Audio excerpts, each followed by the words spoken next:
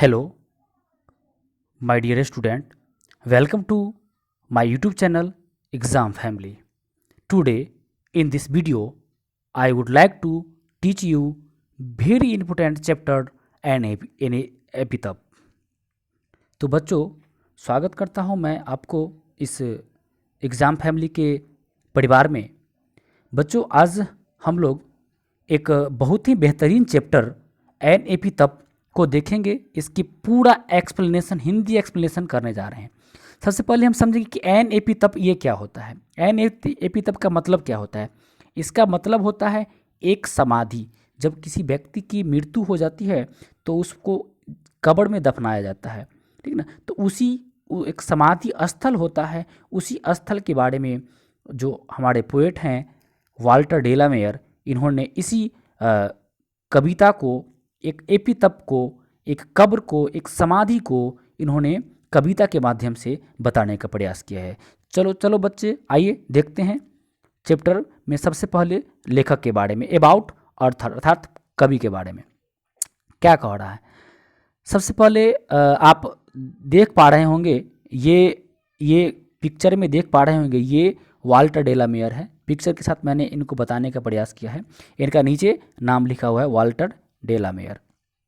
सबसे पहले इनकी बर्न की बात करते हैं तो इनका बर्न 25 अप्रैल 1873 को कैल्टन, एक कैंट जगह है, कैंट एक जगह है, तो उस कैंट जगह में लंदन में हुआ था, जो कि यूनाइटेड किंगडम इंग्लैंड में पड़ता है।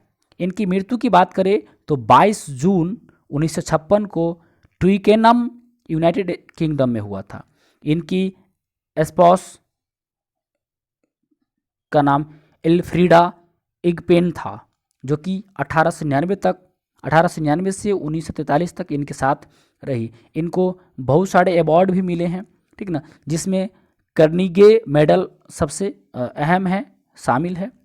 और भी इनको अलग अलग प्रकार के मेडल, अगर मैं बात करूं एलिजाबेथ द्वितीय का, मैं एलिजाबेथ द्वितीय की बात करूं तो उन्होंने order of merit, ORDER, order of merit, merit से, ऑर्डर ऑफ मेरिट से इनको सम्मानित किया था। और ऑर्डर ऑफ मेरिट इनको दिया गया था 1953 में, और ऑर्डर ऑफ मेरिट 1953 में दिया गया था और 1956 में इनकी मृत्यु हो गई। चलिए देखते हैं आगे। कुछ इनके चिल्ड्रन के बारे में भी है, जो कि आप देख सकते हैं। इनके जो बच्चे थे, रिचर्ड हर्वर्ट एंगपिन डेलामेयर, फ्लोरेंस डेलामेयर, जीनी डे डेलामेयर और कोलिन डेलामेयर, ये इनके कुछ बच्चे हैं, उनके बारे में ही बताया गया है। तो ये था आपका लेखक के बारे में। चलिए बिना टाइम वेस्ट किए हुए हम देखते हैं चैप्टर के बारे में कि लेखक ने आखिरकार चैप्टर में क्या कहा है।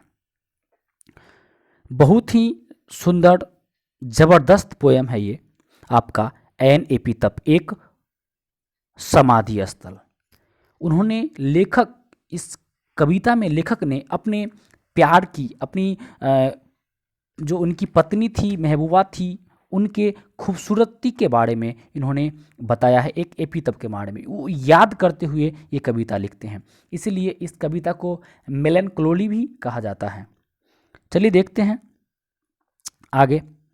मैंने आपको एन एपितप का मतलब बता दिया है, एक समाधि, समाधि, ये मैंने आपको इसके मतलब को बताया था। यानी एपितप का मतलब क्या होता है, एक समाधि है। चलिए शुरू करते हैं कविता को। एक एक लाइन को बड़ी ही प्यार से समझाएंगे आपको, ताकि एक भी क्वेश्चन आपसे एग्जाम में छूटने न पाए। चलिए शुरू करते हैं। सबसे पहले कह रहा है, here lies a most beautiful lady, यहाँ दफन है एक बेतहा खूबसूरत औरत।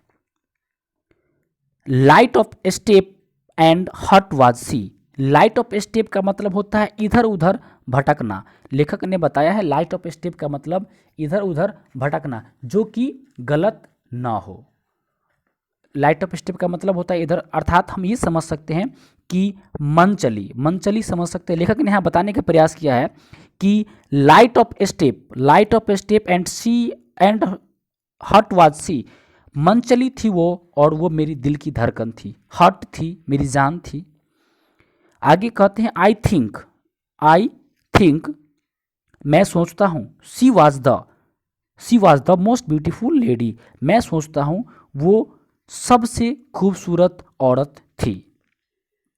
चलिए आगे देखते हैं। That ever was in the West Country, जो कि कभी थी पश्चिमी देशों में, जो कि कभी पश्चिमी देशों में थी।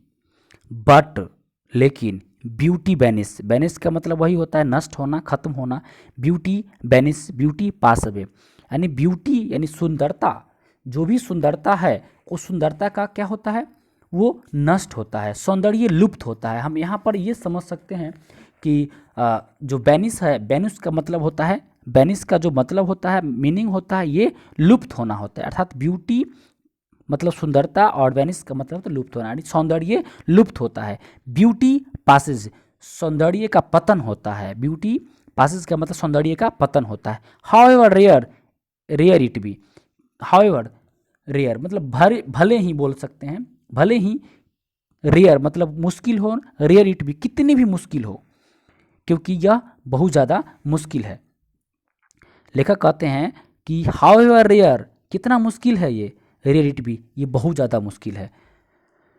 वैन आई क्रम्बल, जब मैं मर जाऊंगा, मैं दफन हो जाऊंगा, मेरी मृत्यु हो जाएगी।